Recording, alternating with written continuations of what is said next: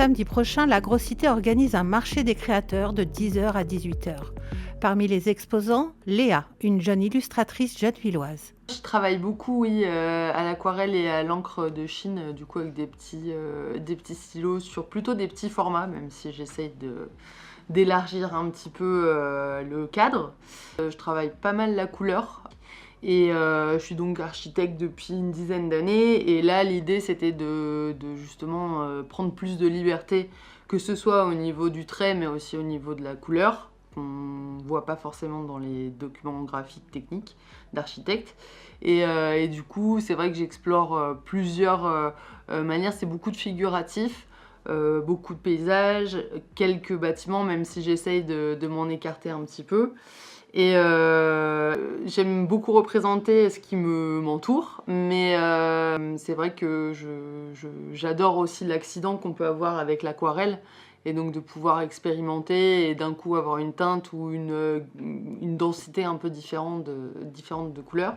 Samedi prochain, Léa présentera donc un large échantillon de son travail avec une petite surprise. J'ai fait un calendrier pour 2026. Le thème, ce sera du coup poésie synesthésique. C'est un peu alambiqué, mais c'est surtout quand deux sens se mêlent. Sinon, des petites illustrations que je fais d'habitude. Donc ça va être des plutôt plus petits formats, quelques grandes pièces, mais je vais jamais au-delà du A3 pour l'instant. Mais voilà, j'expérimente toujours plus.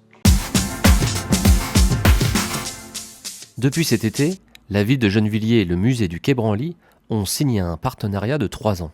Cela permet d'accueillir des activités sur la ville et aussi aux habitants de venir visiter les lieux. En ce mois du manga dans les médiathèques, le musée du Quai Branly a proposé plusieurs temps d'animation, dont la création d'une bande dessinée sous le thème des samouraïs. Pour commencer, on va dessiner le héros de notre histoire. On les dessine par étapes, puis après on en fait et on est en train de faire un manga. On apprend à dessiner, on apprend des trucs de la Chine. C'est bien, c'est quelque chose de nouveau. C'est un moment de partage avec eux.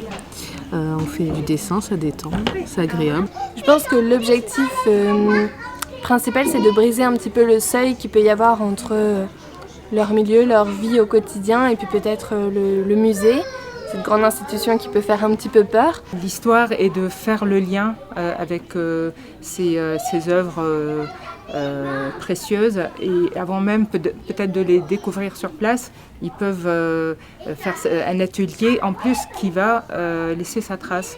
Les enfants découvrent de nouveaux univers culturels et le musée apprend à se faire connaître.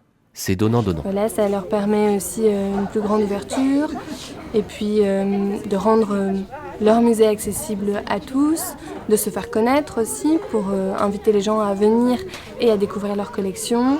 Samedi 29 novembre aura lieu la clôture du mois du manga avec un grand temps fort à la médiathèque François Rabelais. Le programme est disponible sur le site des médiathèques de la ville. L'apprentissage passe aussi par l'éducation au goût, notamment chez les jeunes enfants. C'était là tout l'enjeu de la formation proposée au personnel des crèches. C'est une formation pour donner des outils supplémentaires par rapport au travail qu'elles font déjà d'accompagnement à l'éveil alimentaire des enfants, parce qu'elles mangent avec les enfants sur le temps du midi, mais aussi sur le temps des goûters. Et donc tous ces espaces de repas sont des moments qui sont très propices à l'éveil alimentaire des enfants. Et entre 0 et 2 ans, il y a énormément de découvertes sensorielles qui se font. Et puis également de voir comment ça peut aussi contribuer à diminuer le gaspillage alimentaire en travaillant sur une meilleure acceptation des aliments et aussi peut-être d'autres manières de les présenter pour qu'ils soient plus facilement mangeables par les enfants. On a travaillé aussi cet après-midi sur la compréhension de comment les 5 sens vont jouer un rôle quand on mange et comment on fait de l'éducation au goût avec les enfants, avec cette approche-là de mettre des mots et vivre des expériences sensorielles en regardant, en touchant, en sentant, comment concrètement on fait avec les enfants. C'est important d'éduquer les enfants au goût tôt parce qu'à partir de 2-3 ans, il y a une phase naturelle du développement des enfants qui s'appelle la néophobie alimentaire, qui est la peur de goûter des aliments nouveaux ou peu connus, ou même parfois des aliments qui étaient aimés avant et qui deviennent plus appréciés par les enfants. Donc il y a une fenêtre très favorable à la découverte d'une grande diversité d'aliments avant cette période de néophobie alimentaire.